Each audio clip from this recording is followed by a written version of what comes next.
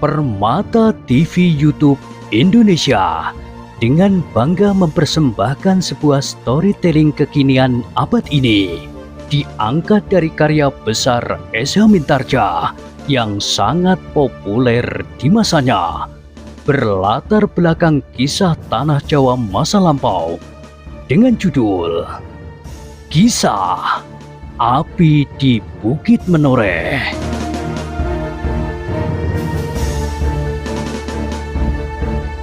Pada kesempatan yang sangat baik ini, kita masuk pada episode yang ke-589. Selamat menikmati.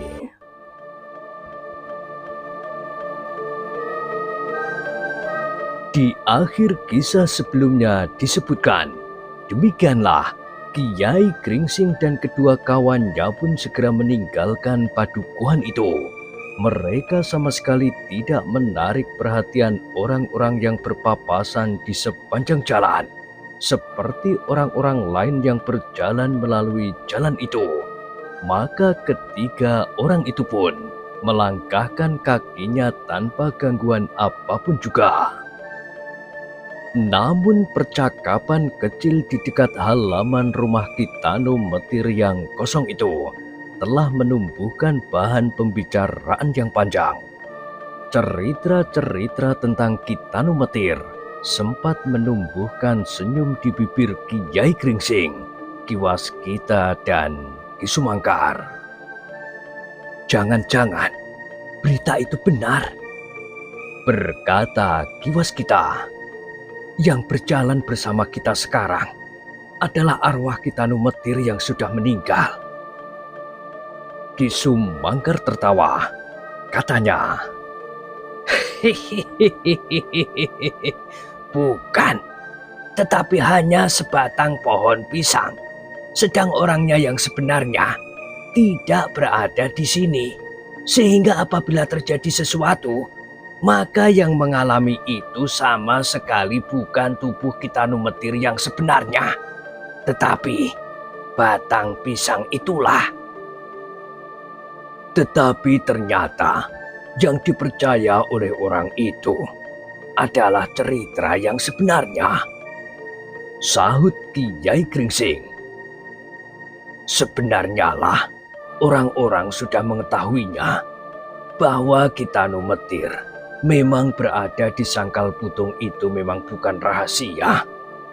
Agaknya secara kebetulan orang itu bukan orang Dukuh Pakuwon sejak kanak-kanak, sehingga ia tidak dapat bercerita tentang Kitano Metir dengan tepat.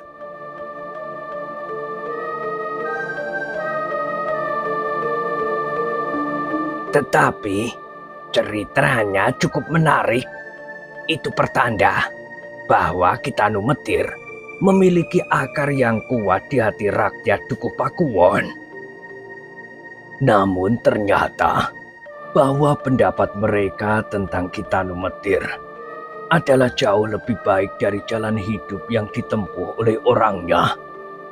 Mereka menganggap bahwa Kitano Metir adalah seorang dukun yang biasa mengobati orang sakit, bukan seorang yang menyakiti orang sehat dengan alasan apapun. Sedang yang dilakukan sebenarnya oleh orang yang bernama Kitano Metir itu adalah jauh lebih buruk daripada itu. Bukan saja menyakiti, tetapi Kitano Metir adalah seorang pembunuh. Yang terakhir dibunuhnya adalah orang-orang yang menyebut dirinya tukang satang di Kaliprogo. Ia berhenti sejenak, lalu katanya, bahkan mungkin masih ada lagi orang-orang yang akan dibunuhnya. Jika orang-orang Dukuh Pakuwon mengetahui, maka nilai Kitano Metir di mata mereka akan merosot turun sejauh-jauhnya. Tidak, Kiai, sahut Ki Waskita. Tentu tidak demikian. Seorang senopati di peperangan yang membunuh berpuluh-puluh orang justru disebut seorang pahlawan. Meskipun ia akan disebut seorang pembunuh, jika ia melakukannya di luar medan perang terhadap seseorang. Dengan demikian, maka ada penilaian tersendiri terhadap bermacam-macam cara, keadaan, dan tempat pembunuhan itu terjadi. Terlebih-lebih adalah alasan pembunuhan itu sendiri. Kiai Gringsing menarik nafas.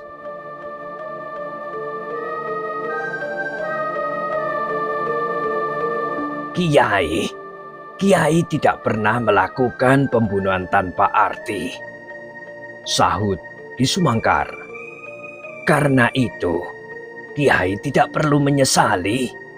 Yang terakhir misalnya, kematian orang-orang yang menyebut dirinya tukang satang merupakan penyelamatan bagi jumlah orang yang lebih banyak. Jika Kiai dan kita bersama tidak melakukan pembunuhan itu, maka jumlah kematian akan berlipat. Bukankah dengan demikian berarti bahwa yang kita lakukan adalah justru penyelamatan? Apalagi jika kita hanya sekedar menghitung jumlah jiwa. Kiai Gringsing tidak menyahut meskipun kepalanya terangguk-angguk. Demikianlah mereka bertiga berjalan terus. Mereka sepakat untuk singgah barang sejenak di Jati Anom. Kiai Gringsing ingin bertemu dengan Untara beberapa saat. Ia ingin menanyakan apakah 1-2 orang anak buah Untara itu pernah melaporkan, melihat, menemukan atau berhubungan dengan seorang anak muda yang mempunyai ciri-ciri tertentu. Jika benar seseorang pernah melihat, berhubungan atau mendengar adanya anak muda itu, maka mereka akan segera dapat menemukan Rudito. Pada itu, perjalanan mereka menyusur bulak persawahan sama sekali tidak menemui hambatan apapun juga. Demikian pula ketika mereka menyusuri jalan di sebelah hutan yang tidak terlampau lebat. Bahkan terasa udara menjadi sejuk oleh angin yang mengguncang dedaunan perlahan-lahan.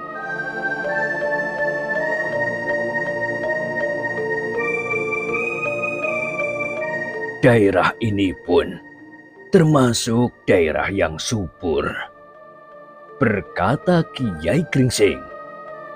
Meskipun tidak merupakan daerah lumbung yang besar seperti Sangkal Putung. Karena itu, daerah ini pun pada saat pasukan Jipang yang dipimpin oleh Tohpati masih cukup kuat. Sebagian dari mereka berada di sekitar daerah ini agar mereka tidak kekurangan makan. Sementara mereka berusaha merebut daerah Sangkal Putung. Ki Waskita mengangguk-anggukkan kepalanya, sementara Ki Sumangkar menarik nafas dalam-dalam. Baginya persoalan yang menyinggung nama Tohpati adalah kenangan yang sangat pahit yang sudah ingin dilupakannya.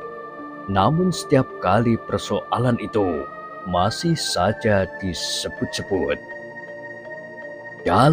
Pada itu, terasa udara menjadi semakin panas di siang yang terik. Selembar awan mengapung di langit, hanyut perlahan-lahan di bawah angin ke utara.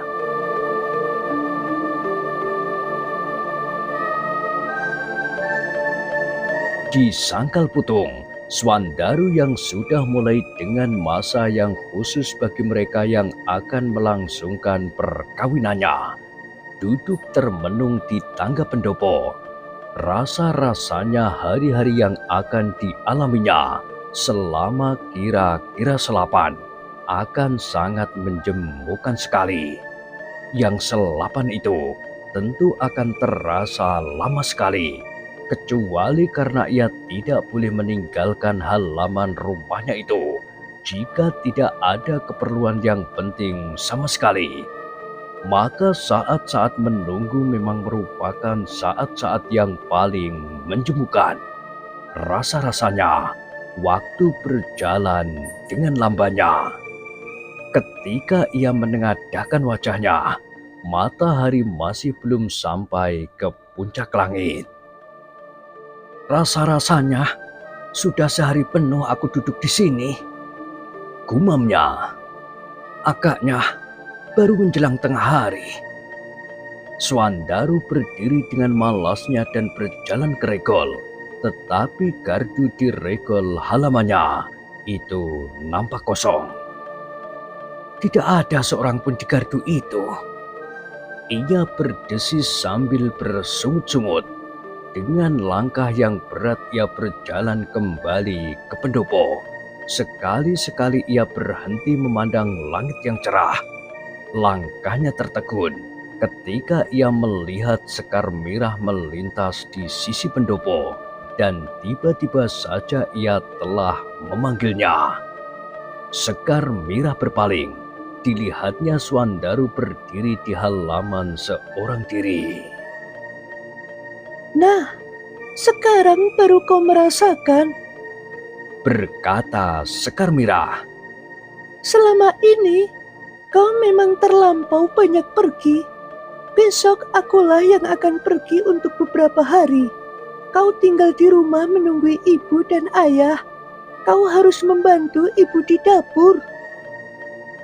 Swandaru tidak menyahut, tetapi perlahan-lahan ia mendekati adiknya.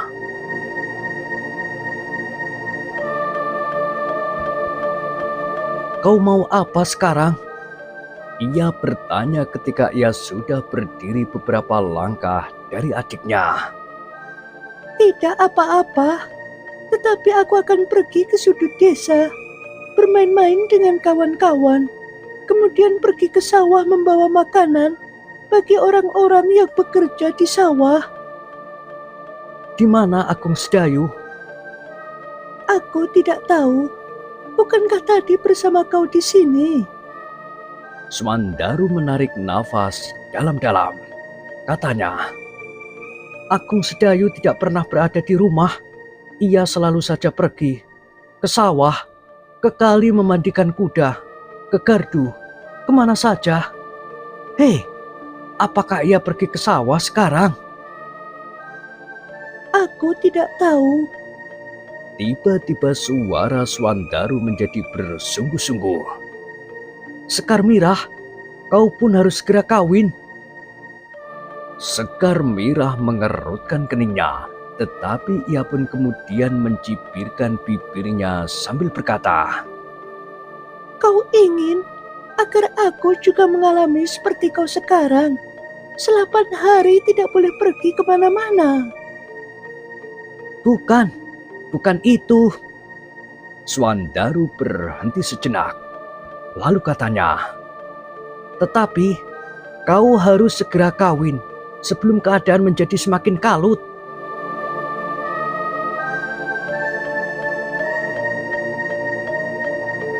Keadaan yang manakah yang menjadi semakin kalut itu? Hubungan antara Mataram dan Pajang.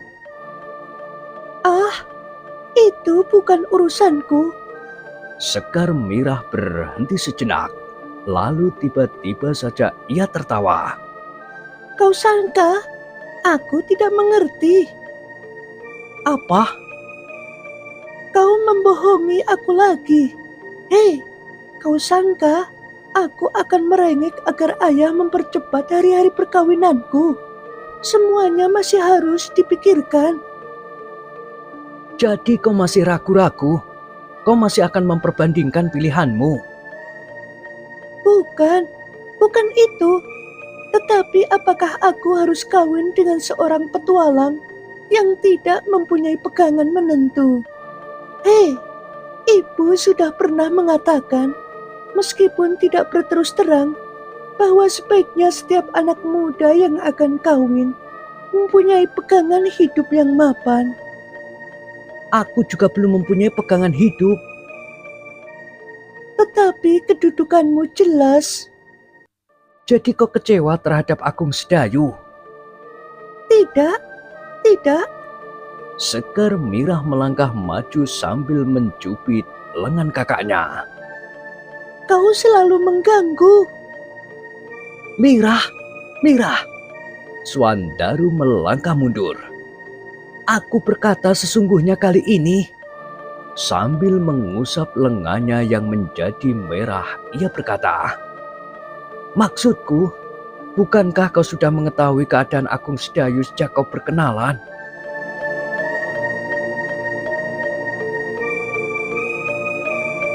Tetapi ia harus berusaha menempatkan dirinya pada tempat yang mapan.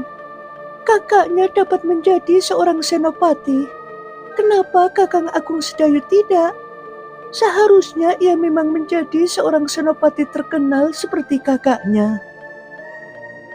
Jika ia tidak tertarik pada lapangan keprajuritan, seperti yang sering dikatakannya, ia kadang-kadang menjadi gemetar melihat darah meskipun ia memiliki ilmu yang cukup. Jadi, apakah ia akan bekerja di dapur? Jika demikian, biarlah aku yang menjadi senopati. Dan Kakang Agung Sedayu tinggal di rumah, masak dan memelihara anak-anak kelak. Ah, jangan begitu. Bukankah ada lapangan kerja yang lain? Seorang petani misalnya. Aku sudah jemu, duduk di pematang membawa kiriman nasi dan minuman. Swandaru mengerutkan keningnya. Ditatapnya wajah adiknya beberapa lamanya. Lalu katanya, bukankah kita dilahirkan dari lingkungan keluarga petani? Aku juga akan menjadi petani, meskipun kelak aku akan menggantikan kedudukan ayah. Bukankah seorang Demang juga seorang petani? Petani besar, tetapi seorang Demang tidak perlu pergi ke sawah, mencangkul atau menelusuri air. Swandaru tidak menjawab. Ia dapat mengerti pikiran Sekar Mirah. Agung Sedayu tidak boleh sekedar menjadi seorang petani yang mengerjakan sawahnya di Jati Anom. Secuil tanah yang masih akan dibagi dengan Untara. Apalagi agaknya Untara sudah tidak menghiraukan lagi persoalan sawah, rumah dan kekayaan yang masih harus dibagi itu. Karena baginya, yang penting adalah tugas-tugas keprajuritannya. Jika perlu, sawahnya, rumahnya, halaman dan pategalannya disediakannya untuk keperluan keprajuritan.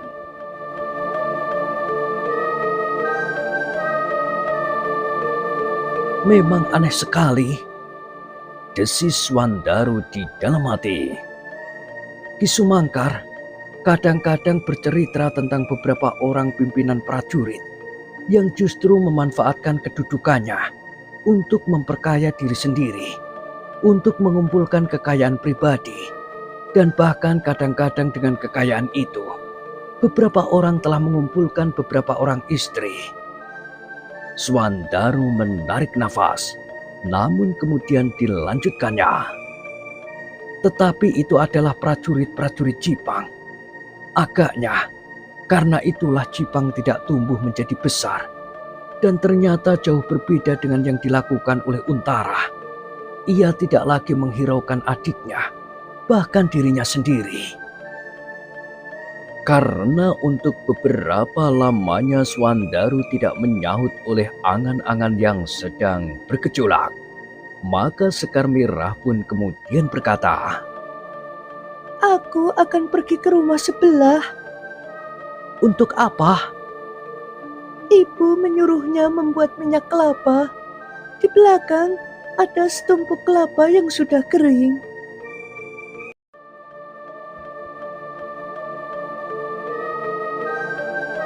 Swandaru tidak menahannya lagi.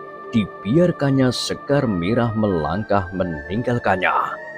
Namun ketika Sekar Mirah hampir hilang di sudut itu, anak yang gemuk itu berkata, jika nanti kalian membuat minyak kelapa, jangan lupa, aku ingin blondonya. Sekar Mirah yang berpaling mencibirkan bibirnya, tetapi ia tidak menjawab. Swandaru yang kemudian berdiri seorang diri, melangkah perlahan-lahan kembali ke pendopo. Namun ia ternyata dipengaruhi pula oleh cara berpikir adiknya, yang pada dasarnya keduanya memiliki pola pemikiran yang serupa. Memang menjemukan tinggal di padesan yang sepi. Agaknya memang lebih senang untuk menjadi seorang senopati, katanya kepada diri sendiri. Namun kemudian, tetapi Untara, senopati yang terkenal itu, diletakkan juga di padesan kecil, Jati Anom. Namun terbayang saat-saat Untara melangsungkan perkawinannya. Menurut keterangan orang-orang yang menyelenggarakan perhelatan itu, bahkan Widura sendiri, perkawinan itu dilakukan dengan sederhana karena keadaan yang masih diliputi oleh suasana yang masih suram. Bagaimanakah kiranya perhelatan perkawinan seorang senopati dalam keadaan yang tenang dan damai? Berkata Swandaru di dalam hatinya pula. Agaknya Swandaru kemudian mulai diganggu oleh gambaran yang cerah bagi kehidupannya. Katanya kepada diri sendiri.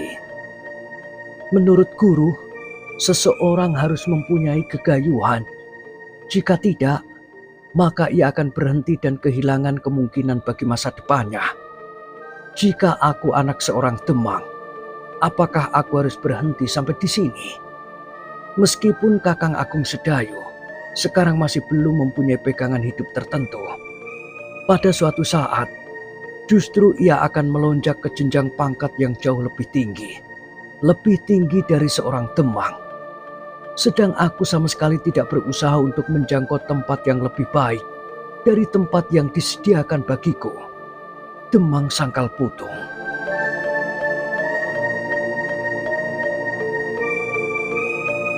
Swandaru menarik nafas dalam-dalam. Ia pun kemudian duduk lagi di tangga pendopo sambil memandang ke kejauhan. Memandang dedaunan yang bergetar disentuh angin. Seekor burung podang yang berbulu kuning terbang hinggap di pelepah pisang. Swandaru menggigit bibirnya. Ia terkenang masa-masa kecilnya. Jika ibunya mendendangkan kidung bagi adiknya, Sekar Merah yang masih di dalam dukungan, tentang burung kepodang yang hinggap di pelepah pisang.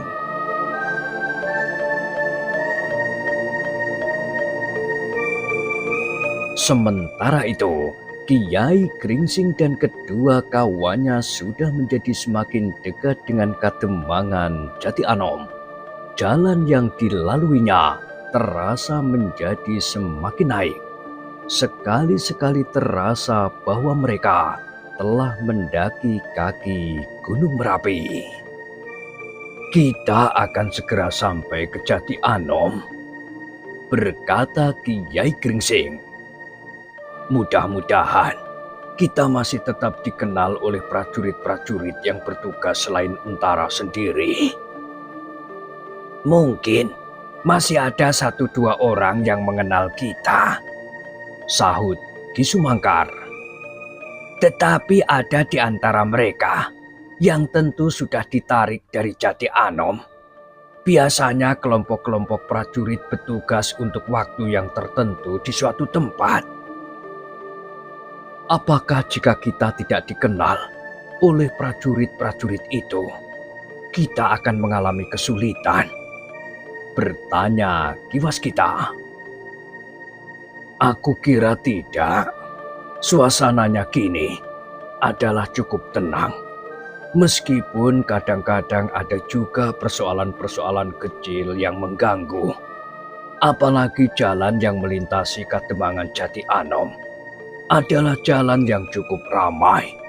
Sehingga banyak orang yang tidak dikenal lewat dari satu tempat ke tempat yang lain. Namun sebagai pusat pengawasan daerah selatan, sudah barang tentu ada beberapa kesiagaan khusus di daerah ini.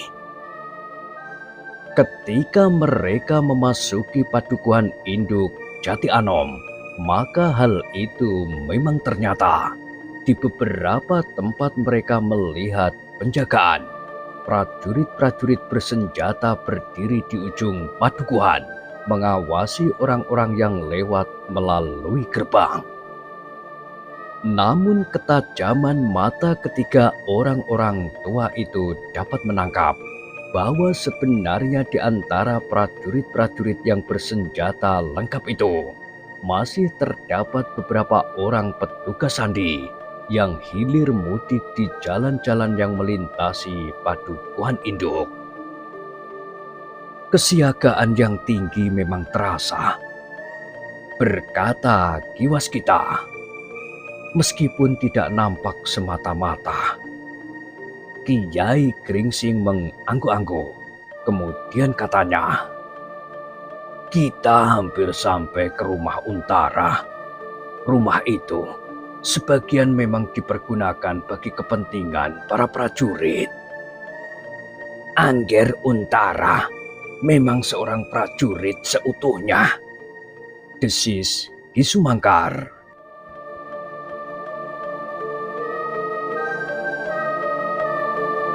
Demikianlah, maka akhirnya mereka pun sampai ke rumah Untara. Di muka regol halaman, nampak dua orang prajurit yang berjaga-jaga. Namun nampaknya halaman rumah itu sepi dan tenang. Ketiganya pun kemudian berhenti di muka regol. Kiai Gringsinglah yang kemudian berbicara dengan dua orang prajurit yang ternyata belum dikenalnya.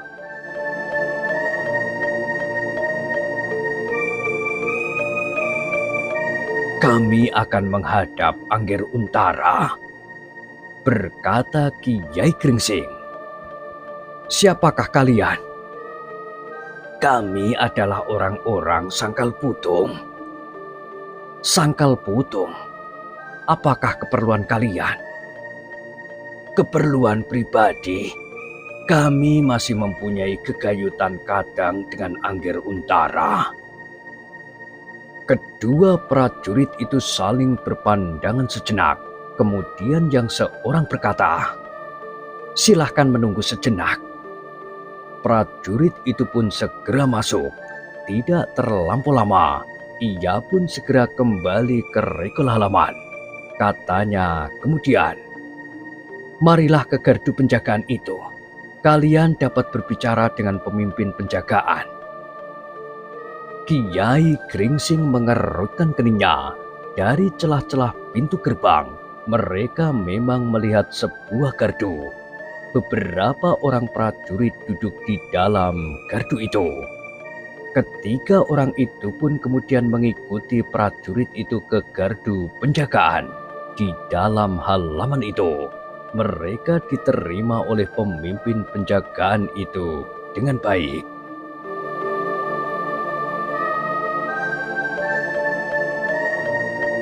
Jadi kalian bertiga masih ada hubungan keluarga? Bertanya prajurit itu. Iya. Siapakah nama kalian? Aku akan menyampaikannya kepada Senopati Untara. Kiai Gringsing ragu-ragu sejenak. Namun kemudian katanya, aku adalah Kiai Gringsing. Kiai Gringsing. Pimpinan penjagaan itu mengerutkan keningnya. Aku pernah mendengar nama itu. Mungkin Angger Untara pernah menyebutnya. Pemimpin penjagaan itu mengangguk-angguk. Katanya, silakan duduk sebentar. Biarlah aku menyampaikannya kepada Senopati. Pemimpin penjagaan itu pun segera masuk ke dalam menyampaikan permintaan Kiai Gringsing untuk menghadap. Selagi mereka menunggu di gardu itu, Ki Sumangkar berbisik, apakah Angger Agung Sedayu dapat menjalani tata cara hidup seperti itu? Maksudku, seperti Angger Untara yang sebenarnya telah dikungkung oleh jabatannya yang tinggi. Kiai Gringsing tersenyum. Katanya, "Aku kira Agung Sedayu memang bukan seorang prajurit. Ia tidak akan dapat hidup di dalam lingkungan seperti ini. Seakan-akan setiap gerak-geriknya diatur dalam ketentuan yang sangat mengikat. Rasa-rasanya Agung Sedayu akan merasa sebagian dari kebebasannya telah dirampas." Ki Sumangkar tersenyum. Ia pun pernah tinggal di Kepatihan Jipang. Alangkah menjemukan. Semua persoalan harus dilakukan dengan ketentuan-ketentuan yang seakan-akan tidak dapat lagi menyimpang, meskipun banyak sekali hal-hal yang tidak ada gunanya dilaksanakan.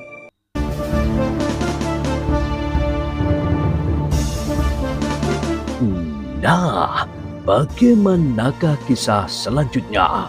Silahkan ikuti terus kisah Api di Bukit Menoreh pada kesempatan berikutnya. Sampai jumpa.